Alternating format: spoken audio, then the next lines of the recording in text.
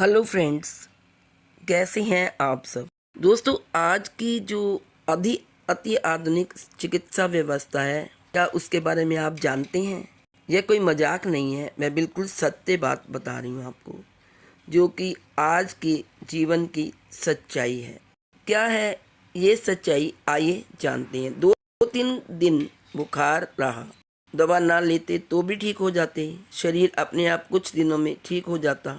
लेकिन आप डॉक्टर के पास गए, डॉक्टर साहब ने शुरुआत में ही ढेर सारी टेस्ट लिख दी है। टेस्ट रिपोर्ट में बुखार का कोई खास कारण तो नहीं मिला, लेकिन कोलेस्ट्रॉल और ब्लड शुगर थोड़े से बढ़े हुए पाए गए, जो सामान्य इंसानों में थोड़ा बहुत ऊपर नीचा होने की बात है। बुखार तो चला गया, लेकिन अब आप बुखार की मरीज नहीं रहे। डॉक्टर साहब ने बताया आपका कोलेस्ट्रॉल ज़्यादा है और शुगर थोड़ी अधिक है, यानी आप प्री डायबिटिक हैं। अब आपको कोलेस्ट्रॉल और ब्लड शुगर कंट्रोल करने के लिए दवाएं लेनी होगी। साथ ही खाने पीने में बहुत सारी पाबंदी लगा दी। आपके खाने में पाबंदियों भले ही ना मानी हो, लेकिन दवाएं लेना नहीं भूलें। दवाएं तो आपको लेनी पड़ेंगी। ऐसे 3 महीने बीते, फिर टेस्ट कराया गया। कोलेस्ट्रॉल कुछ कम हुआ, लेकिन अब ब्लड प्रेशर थोड़ा बढ़ा हुआ पाया गया। उसे कंट्रोल करने के लिए एक और दवा दी गई। अब आपकी दवाओं की संख्या 3 हो गई। इतनी बात सुनने के बाद आपकी चिंता बढ़ने लगी। अब क्या होगा? इसी चिंता में आपकी नींद उड़ने लगी। डॉक्टर ने नींद की दवा भी शुरू कर दी। अब दवाओं की संख्या 4 हो गई। इतनी सारी दवाएं खाते हो, अब आपका पेट में जलन शुरू हो गई। डॉक्टर बोले खाने से पहले एक गैस की टैबलेट खाली पेट ले लेना होगा। दवाओं की संख्या बढ़कर 5 हो गई। ऐसे ही 6 महीने बीत गए। एक दिन सीने में दर्द हुआ और आप भागे भागे हॉस्पिटल की इमरजेंसी में चले गए। डॉक्टर ने सब चेकअप करके कहा समय पर आ गई, नहीं तो आपको बहुत बड़ा हादसा हो सकता था। फिर कुछ विशेष जांचों की सलाह दी गई। कई महंगे टेस्ट के बाद डॉक्टर बोले पुरानी दवाएं तो चलती ही रहेंगी, अब हार्ट की 2 दवाएं और जुड़ेंगी। साथ ही आपको एक एंडोक्रिनोलॉजिस्ट यानी हार्मोन विशेषज्ञ से भी मिलना होगा। अब आपकी दवाओं की संख्या हो गई 7। हार्ट स्पेशलिस्ट के कहने पर आप एंडोक्रिनोलॉजिस्ट के पास गए। उन्होंने शुगर के लिए एक और दवा और थायराइड थोड़ा बढ़ा हुआ बताया, और उन्होंने एक और दवा जोड़ दी। अब आपकी कुल दवाएं हो गई 9। अब आप अपने मन में यह मानने लगे कि आप बहुत बीमार हैं।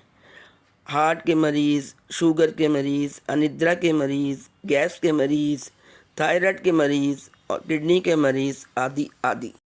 आपको ये नहीं बताया कि आप अपनी इच्छा शक्ति, आत्मबल और जीवन शैली सुधार कर स्वस्थ रह सकते हैं, बल्कि आपको बार बार यह बताया गया कि आप एक गंभीर रोगी हैं, निर्बल हैं, असमर्थ हैं, टूटे हुए व्यक्ति हैं।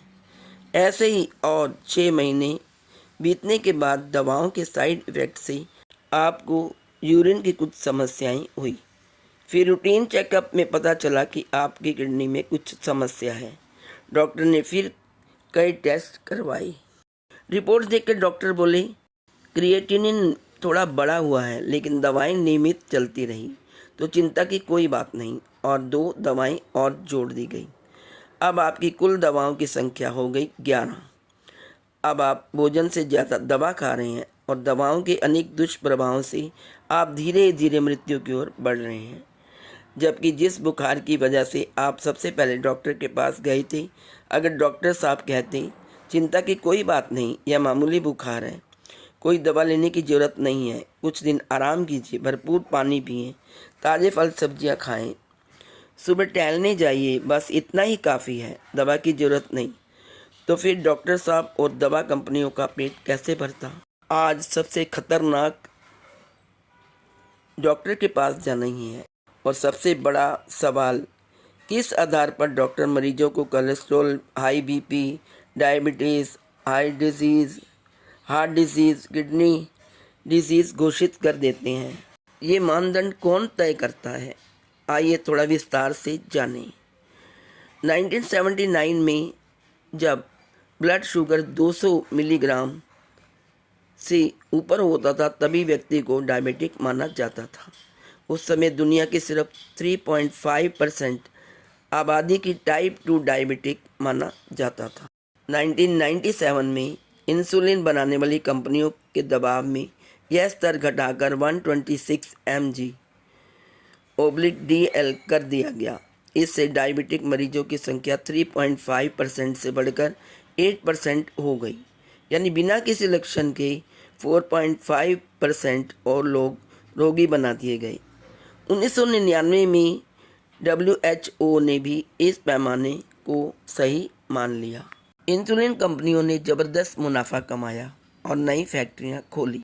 2003 में ADA यानी अमेरिकन डायबिटिक एसोसिएशन ने फास्टिंग ब्लड शुगर 100 mg/dl को डायबिटीज़ का मानक घोषित किया। इसके चलते बिना कारण 27% लोग डायबिटिक रोगी घोषित कर दिए गए। अब ADA के अनुसार पोस्टप्रांडियल यानी कि भोजन के बाद 140 mg/dl को डायबिटीज़ का संकेत माना जाता है। इससे दुनिया की लगभग 50% आबादी डायबिटिक घोषित हो चुकी है, जबकि इनमें से कई वास्तविक मरीज नहीं हैं। भारतीय दवा कंपनियां इसे और नीचे 5.5% HbA1c पर लाने की कोशिश कर रही हैं, हालांकि ज़्यादा से ज़्यादा लोग मरीज बन जाएं और दवा बिके। एक और उदाहरण देती हूँ आपको। 2012 में अमेरिका की सुप्रीम कोर्ट ने एक प्रसिद्ध दवा कंपनी पर आरोप था कि उनकी डायबिटीज़ की दवा से 2007 से लेकर 2012 के बीच हार्ट अटैक के कारण मरीजों की मृत्यु दर 43% बढ़ गई थी। कंपनी को ये पहले से ही पता था, लेकिन उन्होंने मुनाफे के लिए जानबूझकर इसे छुपाया। इसी अवधि में उन्होंने $300 बिलियन का मुनाफा कमाया। तो दोस्तों, यही है आज की अति आधुनिक चिकित्सा व्यवस्था, जिसमें मनुष्य के स्वास्थ्य को ना देखकर अपनी कमाई को देखा जा रहा है।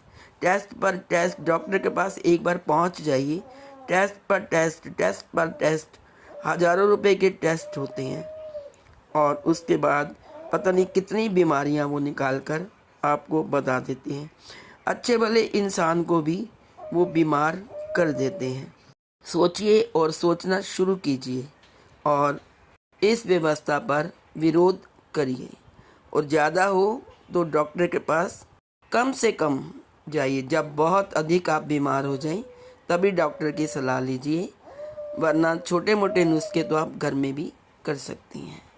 बहुत शर्मनाक और घिनौना कृत्य है डॉक्टर्स का और इस चिकित्सा व्यवस्था का।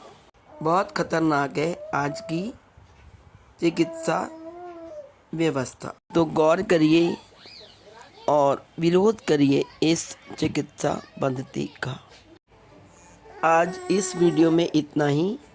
यदि आपको वीडियो अच्छी लगे तो ये वीडियो दूसरे लोगों में भी शेयर करिए और उन्हें भी चिकित्सा पद्धति के लिए जागरूक करिए। Please like, share and subscribe. Thank you so much.